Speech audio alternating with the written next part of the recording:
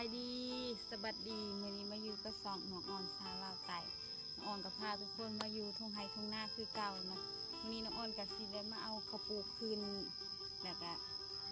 สิมาเบิ่งไทยตะกะใบเดียวเนาะประมาณมื้อฮื้อ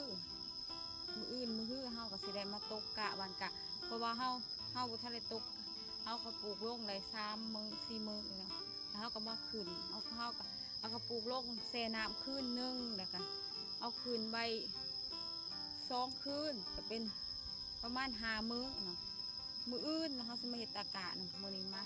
เขาจะพาทุกคนมาเบิ่งวิวบรรยากาศแดงๆงามๆเนาะมีน้องอ่อนก็ได้มาเผากะเนี่ยเลยตกไปแล้วตาหนึ่งอันนี้จะตกอีกตาที่2เนาะ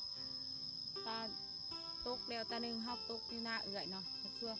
ตาที่2เขาจะไปตกหน้าเขาเองเพราะว่าเขาเสียหัวออกใบแบบสบายเนาะแล้วน้องออนถ่ายคลิปน้องออนเสร็จคลิปอาบน้ำทุกคนเบิ่งเลยเนาะฝากทุกคนเข้ามาให้กำลังใจน้องออนสาวลาวไต่คนนี้เด้อขอบใจทุกคนที่เข้ามาซัพพอร์ตน้องออนเนาะขอบใจหลายๆแล้วน้องออนจะพาทุกคนเลาะเบิ่งบรรยากาศยามแดงๆอยู่ตามทุ่งไร่ทุ่งนาเนาะน้องออนก็เมื่อยเนาะมาแต่หาเฮ็ดโพเนาะมื้อนี้เนาะย่างกินคาสิดะมื้อนี้น้องออนเลยจะพาทุกคนมาอาบน้ำเนาะเขามาเผากะเลยเขาก็เลยสิอาบน้ำแบบกะซิเมื่อเพื่อนเนาะเขากับบนทะเลนอนไทยนอนหน้าเนาะอาบน้ำเดียวกับเขาเมื่อวานเนาะเพราะว่าอยู่เพื่อนมันกับบุคคลมีน้ำเขาจะมาอาบน้ำแล้วก็เมื่อเพราะว่าพ้นตกมือเศร้านี่พ้นตกนอนน้ำนี่ก็พูดกันเลยมีกันเลยสิอาบน้ำนี่ก็พูดแล้วก็เมื่อน้องออนก็ทาเอื่อยยังไปหาขั้วอยู่เนาะน้องออนบ่ได้ไปเนาะมือเนาะเมื่อยเนาะย่างร้ายปวดขาเนาะมาแต่หาเฮ็ดกะไปแต่6 โมงเช้าจน12 โมงเนาะ12 โมงพอดีมาหอดเฮือนกะประมาณ12 โมงครึ่งจะได้หอดเฮือนเนาะย่างแต่เช้าเท่าเพลนเนาะโคตรเมื่อยเลยหาเฮ็ดโพเพื่อสิได้เฮ็ดโพมันเป็นเรื่องง่ายๆเนาะเมื่อยเนาะเมื่อแค่มาแต่หาเฮ็ดโพแล้ว3 โมงเอื่อยก็ไปหาข้วยต่อเนาะย่างคุณย่างเบิดมือเบิดดินมีแต่ย่างกับย่างเนาะเมื่อย่างแล้วก็สิอาบน้ำมาเดี๋ยวน้องออนสิอาบน้ำให้ทุกคนเบิ่งอาบน้ำกลางท่ามกลางไฮนาเนาะตอนมันเป็นปากเข้าอาบน้ำกลางไฮนาอาบน้ำอยู่เที่ยงหน้าน้อยเนาะเที่ยงหน้าน้อยคอยหักแบบสั่นเที่ยงหน้าห่างเหมือนเที่ยงหน้าน้อยเบาผิดเนาะเสียงอาจสิบ่ชัดเจนกับขอโทษขออภัยนำทุกคนได้หลายเนาะอาจสิเป็นเสียงเบาหรือว่าอาจสิบ่ได้ยินเสียงชัดเจนบางเทื่อก็ได้ยินเสียงแมงอีแมงโอเพราะว่าย่ามนี้แมงอีมันลายนะมันห้องเลยแมงอีแบบว่ามันก็อยู่ป่าลงมันก็ประมาณนี้นะเดี๋ยวเราสิพาทุกคนเบิ่งก่อนเนาะแล้วก็สิพาทุกคนไปอาบน้ำเห็นคลิปอาบน้ำยอดวิวน้องออนว่าขั้นคลิปอาบน้ำยอดวิวหอด5,000 วิวน้องออนสิไม่เห็นคลิปอาบน้ำบางว่ามันเกินเลยเนาะ6,000 ปลายเกือบสิหอด7,000เลยเนาะฝากทุกคนรันคลิปอาบน้ำน้องออนเด้อทุกคนแล้วน้องออนสิมาเห็นคลิปอาบน้ำทุกคนเบิ่งเนาะน้องออนกับมาเผาหน้าเผากาเนาะอีก2 มื้อน้องออนกับมาเอาตะกาอีกตาหนึ่งเนาะตานี้สิเอาอยู่หน้าเจ้าของเนาะตาที่เดียวไปเอาอยู่หน้าเอื่อยเนาะเพราะว่าบางเดียวเขายังฆ่าปลูกมันเขาเลยไปเอาอยู่หน้าเอื่อยเนาะเพราะว่าเขาปลูกมันก็ได้แล้วเขาก็สิมาเอากาอยู่หน้าเจ้าของเองปะเดี๋ยวน้องออนสิพาทุกคนไปเบิ่งมองน้องออนสิเอากามืออื่น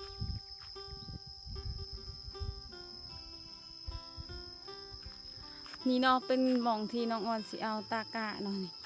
นี่น้องออนได้เฮ็ดหัวไหวจักน้อยตัวนี้ไทยแม่นสิเอาตากะเนาะเมื่อน้องออนก็ได้ฮะข้าวเจ้าไทยประมาณอีก2-3 วันแล้วน้องออนเสร็จคลิปไทยหน้าผากทุกคนเขามาให้กำลังใจน้องสาวคนนี้เด้อทุกคนขอบใจทุกคนที่ซัพพอร์ตน้องตลอดมาเนาะนี่จะเป็นให้เฮาเซลตากะเนาะได้น้องออนเสร็จคลิปเอาตากะทุกคนฝากทุกคนให้กำลังใจเลยนี่เป็นหัวเฮาเห็ดตัวบ่ทันได้แล้วเนาะเป็นหัวก็บ่ทันได้แล้วเนาะหัวมัดก็บ่ทันได้แล้วถ้าบ่เฮ็ดหัวก็ต้องคุ้ยเขาเนาะคุ้ยมันสิบูเพื่อสิได้ลำก็ประมาณเฮาหว่านกะลงไปประมาณอีก18 วันหรือว่า17 วันก็ลำไรเริ่มลุกไรเลยเนาะ ประมาณ2 ทิศปลายในหนึ่งเฮาก็ลำได้เนาะแต่เฮาเลยว่าเพราะว่ากะน้องอ่อนผากไว้น้ำเอื่อยอยู่พูดเนาะเห็นบ่ห้าวหัวอยู่ผากไว้น้ำเอื่อยเห็นน้องอ่อนสิสูงให้เบิ่งหันหัวตะกะผากไว้หน้าเอื่อยน้องอ่อนกะประมาณอีกมื้ออื่นอ่อนก็ใส่ปุ๋ยประมาณอีกทิศหนึ่งอีก5-6 วันนี่ก็ดำหน้าเลยเนาะประมาณนั้นนี่เป็นบรรยากาศยามแดงๆนี่ยังฮอนเล็ดจังหน่อยนะเบื้องนี้ก็บ่ทันได้ไทยหน้ายังเดินนะยังเป็นธรรมดาเนาะเที่ยงหน้าก็ห่างเบิดนะเนาะ โยดทีมเบิดเที่ยงหน้าปีที่แล้วกับผ้าเนาะผ้าเที่ยงหน้าแต่ว่าเขาเจ้าใครย้ายออกจากมองนี้น้องอ่อนบ่มีเงินย้ายเนาะก็เลยจำเป็นได้อยู่หมองเก่าเนาะผ้าเที่ยงบางปีแล้วก็เลยจักบุหูจักเสียแต่มาเฮาลำหน้าแล้วหั่นนะเฮาลำหน้าแล้วประมาณเดือนเก้าเนี่ยเดือนเก้าเดือน10เดือนเก้านะผ่ามันไปผ่าเอาเสาตัวนึงเสาตัวนั้นเขาเจ้าก็เอาคุดออกเนาะนี่ผ่าน้องอ้นบริบอกดินได้ผ่าอีดีเทียงตัวนี้เสาขางกระฟุ้ยน้ำค่ะเลยว่ามันมีเสาเพราะว่าผ่าเอาถิ่มคุดถิ่มไปเลยเนาะถึงผ่าก็บุหุเป็นหยอดยานมจังผ่าอินเดียแต่ก็คุ้มมันนะเศร้าตัวนี้แต่ผ่าเนาะข้าเจ้าก็ทอดถิ่มเลยเศร้าที่ผ่าแบบว่าพวกมันแห้งเนาะแบบว่าสังกะสีจนขาดเลยเลยห้อยผ่าสังกะสีจนสอดเลยเบื้องนี้แบบว่ามันผ่านะบุหุว่าจะแห้งจะคอยสำใดเนาะบรรยากาศยามแดงๆกับประมาณนี้นะ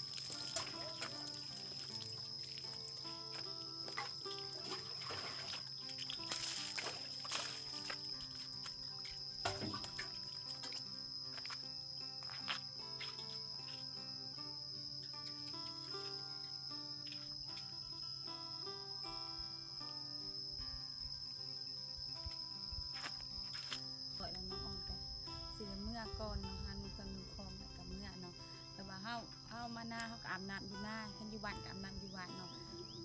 แต่ว่าเนี่ยเสียงทุกคนอาจจะได้ยินเสียงนกเสียงแมงอีเนาะเสียงนกลายเนาะอยู่บ้านบ่อึดเพราะว่าเขาจับไว้ให้นิ่งเนาะเขาจับสงวนไว้เนาะน้องอ่อนกับบ่เว้ายืดเว้ายาวเนาะสำหรับคลิปนี้น้องอ่อนก็สิหยุดเพียงเท่านี้ไว้พบกันคลิปหน้าเด้อทุกคนฝากทุกคนเข้ามาให้กำลังใจซอกน้อยๆซอกน้องอ่อนสาวลาวใต้เด้อทุกคนเพื่อกำลังใจน้องอ่อนเฮ็ดคลิปต่อไปน้องก็ขอบใจ FC ทุกคนที่เข้ามาซัพพอร์ตและแนะนำน้องอ่อนตลอดมาแล้วก็สำหรับคลิปนี้น้องอ่อนก็บ่ว่ายังนานอ่อนก็ขอกล่าวคำว่าสบายดีไว้พบกันคลิปหน้าฝากทุกคนเบิ่งโฆษณาเพื่อน้องในเด้อ